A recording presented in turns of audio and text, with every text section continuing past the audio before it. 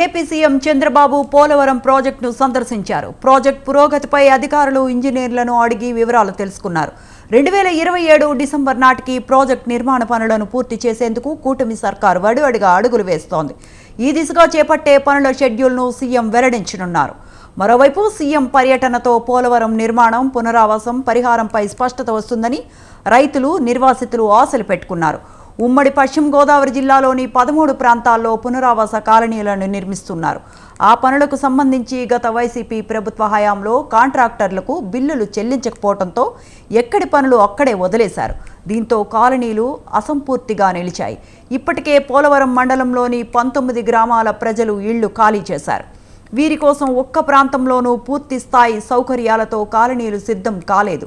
ఆయా పనులు చేసిన గుత్తేదారులకు వైసీపీ గవర్నమెంట్ 3 ఏళ్లుగా 210 కోట్ల మేర బిల్లులను బకాయి పెట్టింది. తాజాగా కూటమి సర్కార్ ఈ ఆర్థిక సంవత్సరంలో పాత బకాయిలు చెల్లించడంతో పాటు పునరావాసానికి మరో 502 కోట్లు ఇస్తోంది. తాజా పర్యటనలో సీఎం పరిహారంపై ప్రకటన చేసే అవకాశం కనిపిస్తోంది.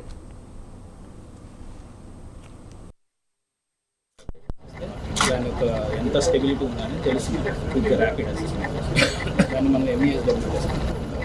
సో ఎక్కడెక్కడైతే ప్రాబ్లం ఉందో అక్కడక్కడ ఈ ఎంఈఎస్లో చేసాం. దాని తర్వాత దాని ప్రకారం మనం ఎంత ప్రాసెస్ చేస్తే వెలాసిటీ వస్తుంది. 35 మీటర్ల వరకు దీన్ని వెలాసిటీ ఎత్తుకొని వచ్చినప్పుడు ఏం ప్రాబ్లం రాకుండా